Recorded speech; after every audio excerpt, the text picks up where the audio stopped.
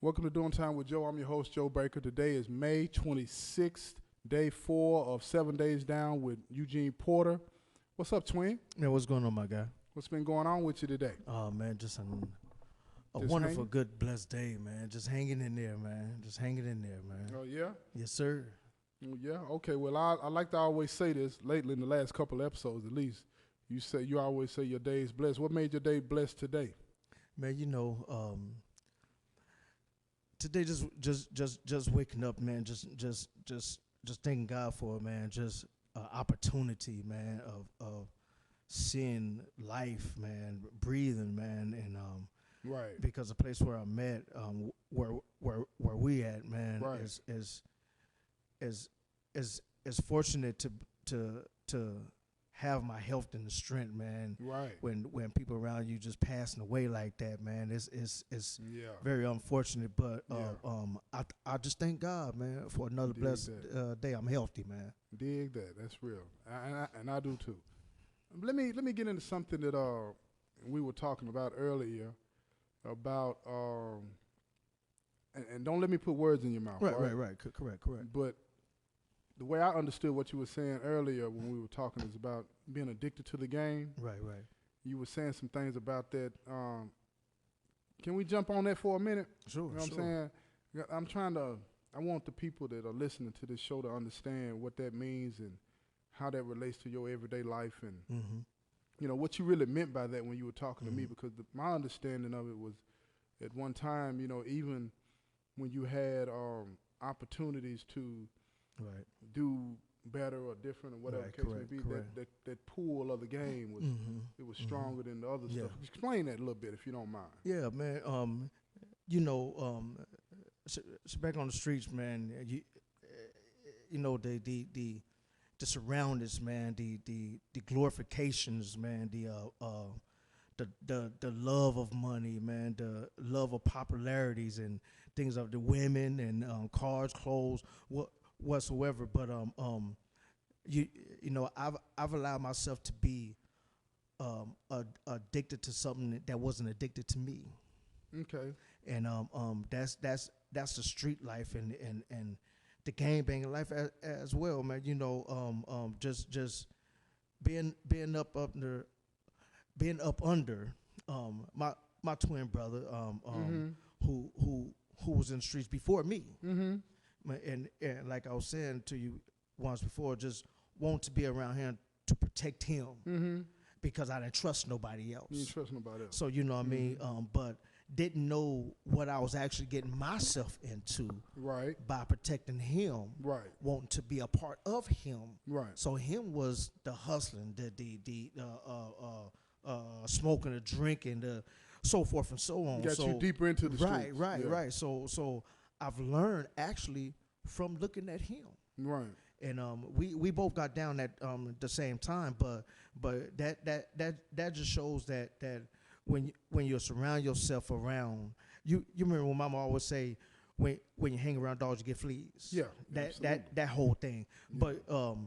But back to what we were saying though, I got addicted to used to of being around these hardcore game members and these dope dealers doing what they doing and seeing the money and wanting to be a part of those things, Right. not realizing that I'm being trapped in something that I didn't see.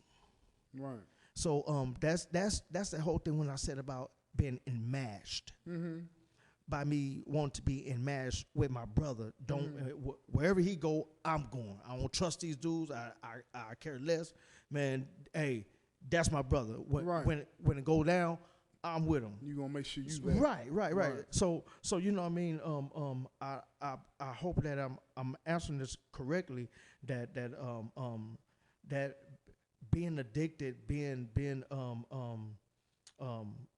just getting used to your surroundings, the things that I've surround myself with, not just with my music, because I was choosing to be a part of the enmeshed Right. with my twin. Right. So what was it like? and I get you when you're saying on the Right. streets and all that, but I want to talk about being in here Prison. too. Right, right. What was it about? You know, I know you said the women, the drugs, the money, Mhm. all of this type of stuff, Right. right? But so it was like that made you feel like whole or complete or something like that. What did it make you feel like? You say you were addicted to it. Did you feel like it you made couldn't me do be without whole that? with my brother. Yeah. I was whole with him. Right. Right. So whatever made him complete, I was complete. Yeah. And my completeness was being with him. Yeah, and he was deeper into it than you. Right. That's what correct, you're saying. So correct. that correct. closeness, that bond, you Correct. So I yeah, got yeah. it. I got it. So Mhm. now it fast forwarded into the penitentiary life. Mm-hmm. Still having this title on my name, the big homie, and all those things like that. When I first came in, man, I wasn't even with all, man. I was like, man, shoot, let me work on my case, man. Let me stay away from that. I don't know these dudes and so forth and so on. But they heard about me, Right. and so they introduced themselves to me, and we clicking. But I'm still like, all right, the main thing is the main thing in my case. Mm-hmm. But when my twin brother came in, that's when it really hit the fan. Like, all right, now I'm thinking about, okay, the street mentality. Right. Now I got to bring that mentality into prison. Right. So understanding the rules and regulations and the prison etiquettes of this thing of gang banging and different hoods surrounding the whole penitentiary is not just one Crip hood. It's Right. probably about like 15 or 20 Right. different hoods Right. that's on the compound. And don't get twisted. We all don't get along. Right. Right. That whole myth that all Crips get on. No, Yeah. even on the streets, it's not like that. Right. But in prison, it's different. Right. Because if something happened from one hood to another hood, then it's like, all right, now we beefing. Yeah. But when that's over with, now we come together, Right. which is kind of crazy. But Right. being addicted is, I'm pretty much saying is that when you understand how things goes on, and you've been down for so long, and the rules and regulation is real. It sticks. No snitching. No nobody nothing. No talking to the police and all those things. Like when we talk about the shoes, all that stuff. You can be so used to. And that appealed to you. Yes. You like that. Right. So it's something that stuck because for one, it'll keep you alive. Yeah, it will, but I think, right. I believe if it you will. really think about it. It'll keep you alive. Yeah. It will, but my thing is, and I'm gonna let you continue to talk. But my thing on that is that who's to say that it baffles me when I came into the system. Right, I've been in going on 34 now. It baffles me, man, when I look around and I see people doing what they do. You know, and I've been there, done that. Right. Correct. But it baffles me that we all somehow or another adopt the narrative that's was put down before we got here, and we run with that. Right. It amazes me that you don't stop and say, "Wait a minute, who said it had to be like this?" Right. You feel what I'm saying? Right.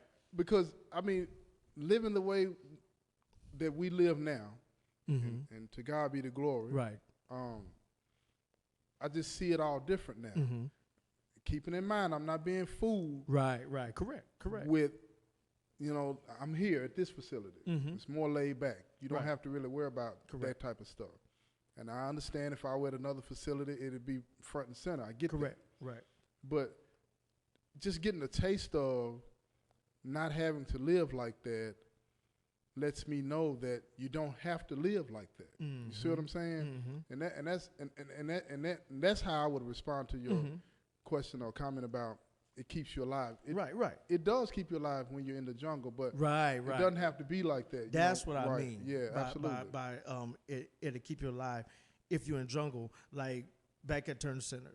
Yeah. You got the the top of the hill and the bottom, In the of, bottom the of the hill, you're right. The top of the hill is the honor pile, where is you know cool, but it still go down up there. Oh, it still happens. I Yeah, already but know.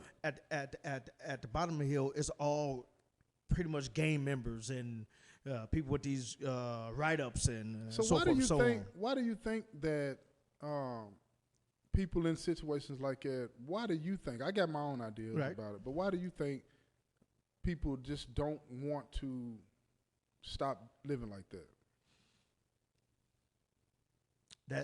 That is a good question, man.